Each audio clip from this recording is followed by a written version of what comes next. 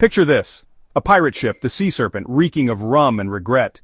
Captain Morgan, looking like a sack of potatoes in a tricorn hat, tries to command respect with mashed turnip on his face. His attempt at authority is more toddler tantrum than terror of the seas.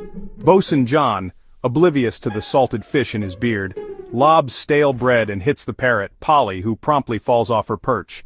The deck is chaos. Cabbages bounce, biscuits clatter, and Morgan slips on grog, legs flailing like an overturned beetle. You almost feel sorry for him, almost. The mayhem? All over the last piece of salted pork, grown men, hardened sea dogs, reduced to a food fight.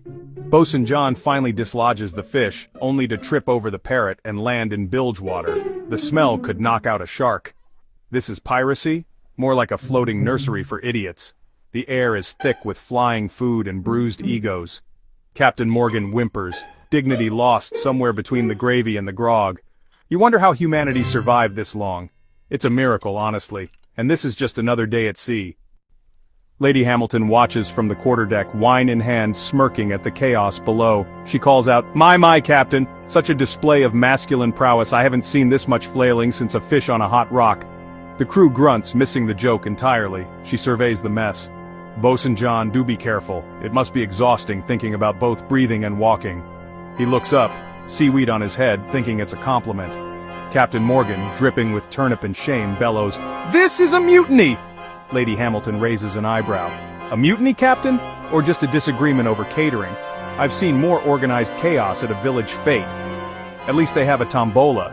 You lot just have scurvy and poor hygiene. She turns to the horizon. Let me know when you're done playing with your food. There are islands to plunder. Or we could see who can get a potato furthest up their nose. The silence is deafening, broken only by the captain scraping mashed vegetables off his coat. She's got them wrapped around her little finger and they're too thick to notice. The men stare, defeated. Lady Hamilton's wit sails right over their heads. She's the only one with any sense on this ship. The pirates, meanwhile, are left to stew in their own incompetence. She walks away, leaving them in stunned silence. The power dynamic is clear. Lady Hamilton 1, Pirates 0. The ship drifts on, a mess of egos and mashed turnip. Meanwhile, on the HMS Beagle, young Charles Darwin scribbles in his notebook, surrounded by beetles and books.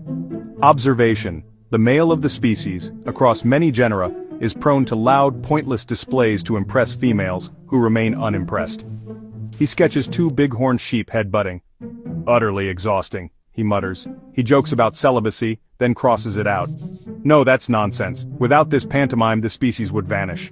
Nature relies on the male's ego and the female's patience, a fragile, effective system. Darwin glances at his finches. They squabble over seeds, not salted pork. There's dignity in that. He peers out the porthole at the endless blue. Fascinating, he whispers, and profoundly silly.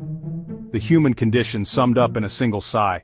He prefers the company of his specimens. They make more sense than pirates. The world outside is chaos. In here, it's just science. Darwin closes his notebook, content with his quiet observations. Sometimes it's better to watch than to join the fray.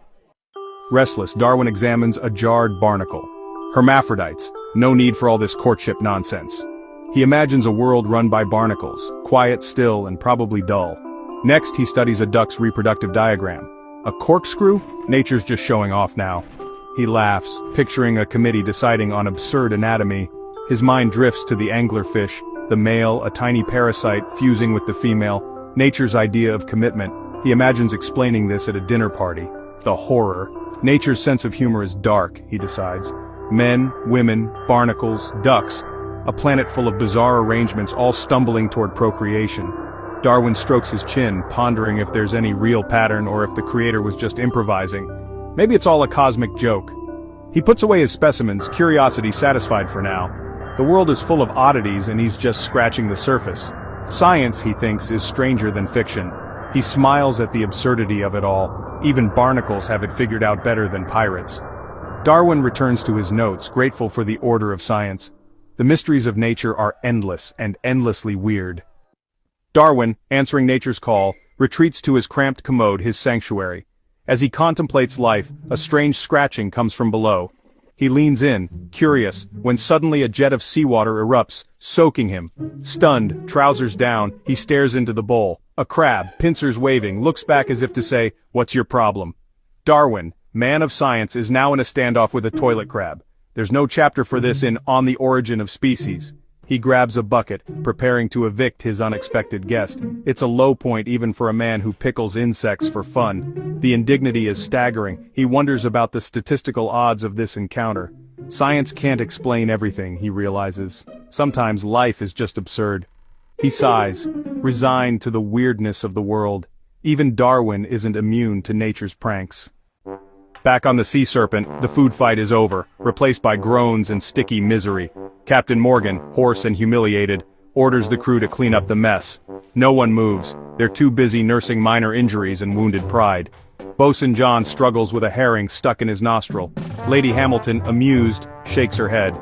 Perhaps next time, John, avoid tactical warfare with the ship's rations. A lone fiddler plays a mournful tune as the sun sets. The pirates, covered in food, look more like losers at a children's party than fearsome marauders. The silence is heavy with the smell of stale rum and failure. Lady Hamilton surveys the scene, a faint smile on her lips, then heads to her cabin. The men don't even look up, defeated by their own stupidity and a well-aimed turnip. As darkness falls, the ship drifts, a monument to masculine folly. The night is long and tomorrow promises more nonsense. The Sea Serpent floats on, aimless and absurd. The pirates lick their wounds none the wiser. To be continued.